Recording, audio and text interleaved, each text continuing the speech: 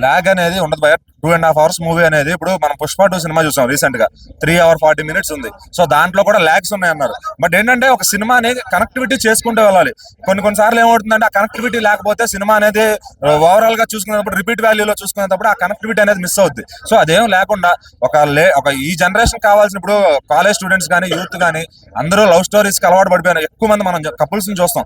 వాళ్ళందరికీ కూడా ఈ సినిమా కనెక్ట్ అవుతుంది.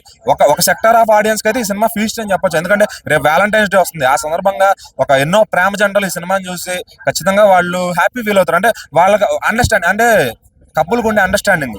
ఒకవేళ మనం దూరంగా ఉన్నా మనం ఇప్పుడు ఈ సినిమాలో పాకిస్తాన్ అంతా చూపించారు. సో రియాలిటీలో అంత జరగదు. బట్ ఏంటంటే ఒక అండర్స్టాండింగ్ అనేది కపుల్ మధ్య ఉండాలి. ఆ అండర్స్టాండింగ్ రియల్ లవ్ అనేది పోతుంది ఈ రోజుల్లో. రియల్ లైఫ్ స్టోరీని తీసుకున్నారన్నారు. ఆ రియల్ లైఫ్ స్టోరీని స్క్రీన్ మీద న్యాయం చేశాడు director. So real life story జరిగిన దాన్ని 100% అయితే ఆయన ఎగ్జిక్యూట్ చేయలేదు, కానీ ఆ పార్ట్ ని ఈ సినిమాలో ఇన్వాల్వ్ చేశారు. అంటే హీరో ఒక ఫిషర్ మ్యాన్ క్యారెక్టర్.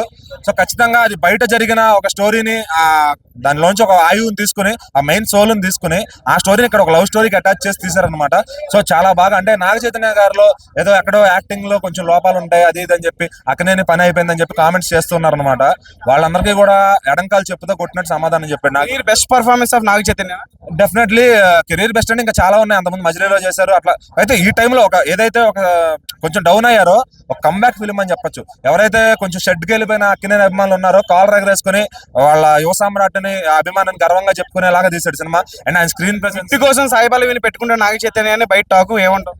అలా ఏం లేదు భయ. సాయి పల్లవి గారికి అంత మార్కెట్ ఉంటే మళ్ళీ చెప్తున్నా, మీరు క్లోజ్ లో వేసుకుంటారో సాయి పల్లవి గారికి చూపించిన పర్లా. ఆవిడకి అంత మార్కెట్ ఉంటే లేడీ ఓరియంటెడ్ సినిమా తీసి ఒకప్పుడు అనుష్క గారు తీశారు, అరుంధతి, పంచాక్షరి ఇట్లాంటి. ఆ తర్వాత సమంత గారు ఓ బేబీ తీశారు. అట్లా లేడీ ఓరియంటెడ్ సినిమా తీసి ఆవిడని ఒక 100 కోట్లు కొట్టి చూపించమనండి, అప్పుడు ఒప్పుకున్నా ఆవిడ లేడీ పవర్ స్టార్ అని చెప్పి. సో ఏంటంటే హిట్ సినిమాలో ఆవిడ ఒక పార్ట్ అవుతున్నారు. అది అర్థం చేసుకో. ఆ సెన్సిబుల్ లేకుండా సాయి పల్లవి వల్ల హిట్ అవుతుంది అనేది కరెక్ట్ కాదు. అండ్ రీసెంట్ గా అమరాన్ 300 కోట్లు వచ్చింది. సో అంత ముందు శివకార్తికేయన్ గారు మార్కెట్ చూసుకుంటే ఆయనకు ఒక సఫిషియెంట్ మార్కెట్ ఉంది. ఆవిడ వల్ల సినిమా ఏమి 300 కోట్లు వచ్చేలా. ఒకవేళ ఆవిడకి అంత ఉంటే కనుక లేడీ ఓరియంటెడ్ సినిమా తీసి చూపించమనండి. అండ్ ఇంకోటి ఏంటంటే సాయి పల్లవి వల్లనే సినిమా హిట్ అవుతుంది. కంటెంట్ లో దమ్ముండాలి అంటారు. డెఫినెట్లీ ఇక్కడ కంటెంట్ ఉంది.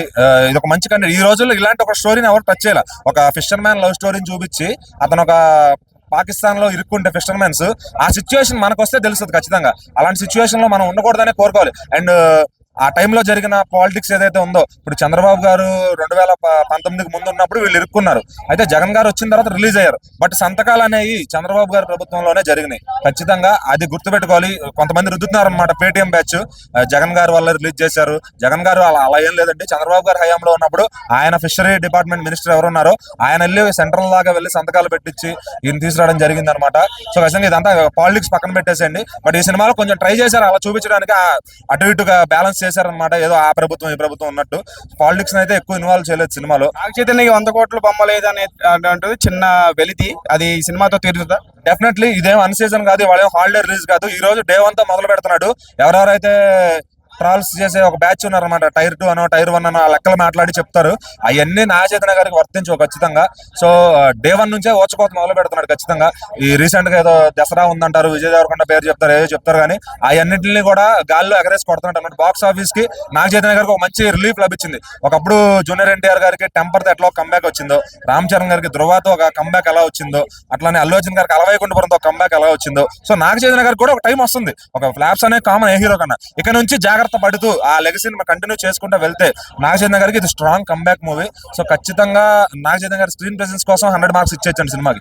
Thank you.